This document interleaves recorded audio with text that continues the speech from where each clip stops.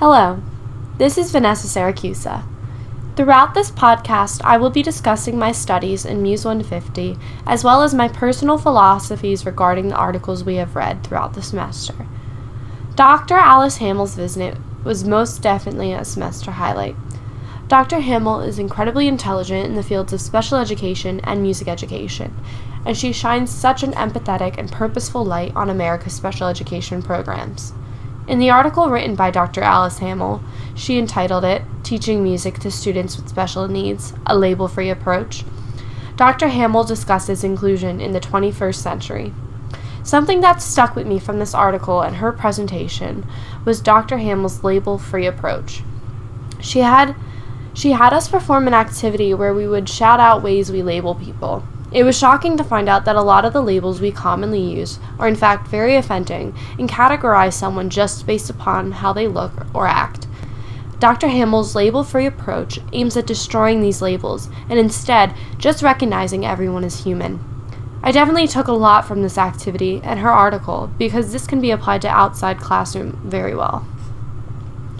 I had such a great experience with Dr. Hammel because her topics directly correlated to my studies in Education 300.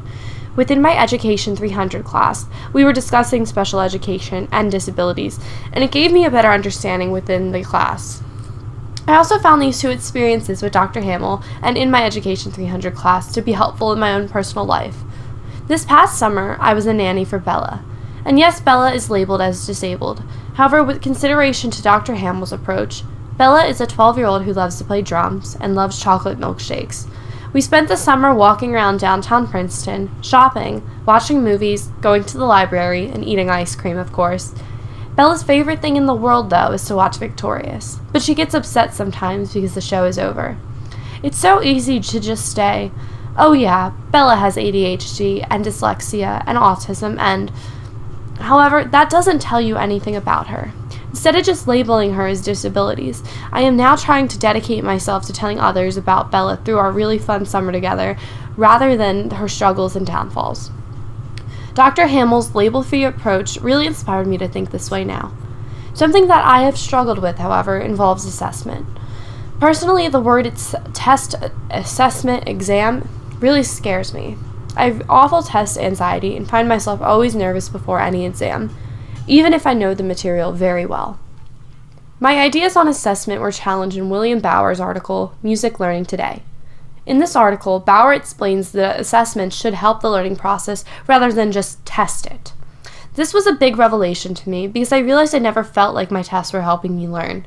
I really don't want my students to feel the way I've felt all these years, but how do I do this? Bauer discusses the benefits of instant results. When a student takes an assessment and doesn't receive results for days, no learning occurs between that point, because the student has forgotten their work and thought process. Instead, assessment should focus on providing instant results. This way students can learn from their mistakes and grow in that very moment. Going forward in my educational career, I hope to take what I learned through these articles and use them to my advantage. However, I think overall I need to always reference Scott Watson's Using Technology to Unlock Musical Creativity, because he really sums it all up in this statement. He says, when you think about the traits that contribute to success in any field, creativity is among those at the top of the list. This excerpt really resonates in me. It makes me think that as a teacher, it is my goal to put creativity before knowledge. Knowledge can be obtained, but everybody can be creative.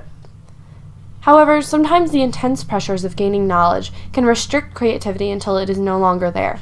However, I want my classroom to be a place where creativity and knowledge work together harmoniously.